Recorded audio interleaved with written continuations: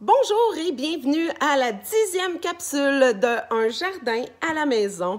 Et oui, nous commençons la planification de notre jardin.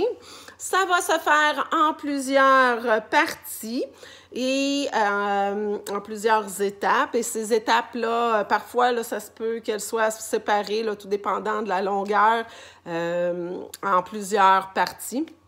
Plusieurs capsules. Donc, voilà.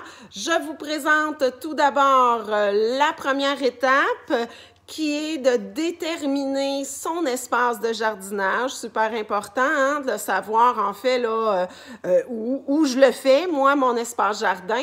Hein? Est-ce que je vais le faire sur le balcon? Parce que oui, c'est possible. Vous allez voir là des façons de faire possibles sur le balcon. Est-ce que je le fais, j'utilise une partie de la cour? Et si oui, quelle grandeur est-ce que je vais utiliser de mon terrain? Ensuite, est-ce que je le fais à l'intérieur, dans le salon? Parce que oui, c'est possible. Ou peut-être la chambre d'amis, tiens, pourquoi pas? Ça peut être une belle façon de rentabiliser un espace qu'on utilise à peu près pas ou beaucoup moins souvent.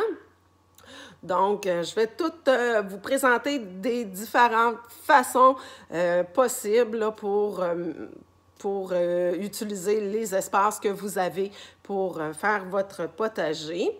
Donc, que vous soyez en appartement ou en maison, en ville ou en campagne, hein, c'est toujours possible de cultiver une partie de ces légumes.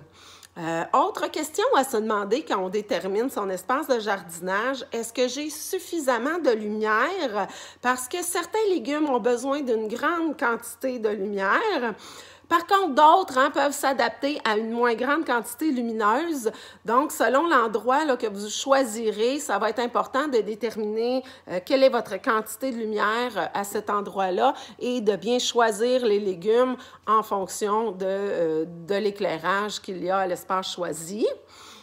Ensuite, vous devez aussi vous poser la question à savoir est-ce que vous devrez protéger votre espace jardin parce que tout dépendant où sera votre potager, hein, peut-être que vous devrez le clôturer afin d'y éviter l'accès aux marmottes, aux lièvres, aux ratons laveurs ou tout autre petits amis de la faune hein, qu'on ne désire pas voir se régaler des fruits de notre labeur. Donc, si c'est le cas, si vous devez clôturer, c'est rien de très compliqué.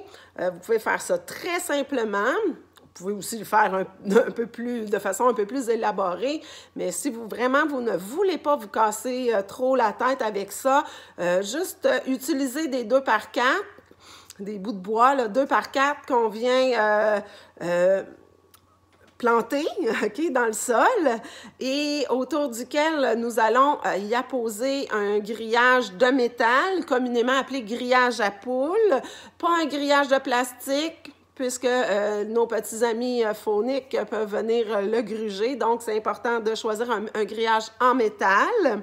Donc, vous plantez de façon régulière là, autour du jardin. Vous pouvez laisser là, à chaque, je ne sais pas moi, 4 pieds à peu près, là, mettre un poteau autour de votre espace jardin.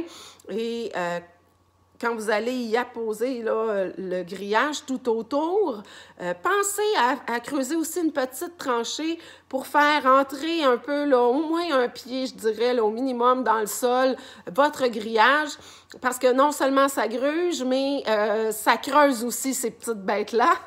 Donc, si vous entrez le grillage environ un pied sous terre, ça va éviter là, qu'il passe sous la clôture. Voilà pour ce qui est de protéger votre espace jardin. Finalement aussi, là, vous demandez quelle forme est-ce qu'il va prendre votre jardin.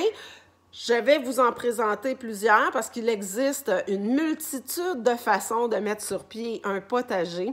Donc, j'ai préparé un diaporama et dans les prochaines capsules, là, je vais commencer à vous présenter différentes façons de mettre sur pied votre potager. Là, vous allez voir, c'est vraiment super intéressant.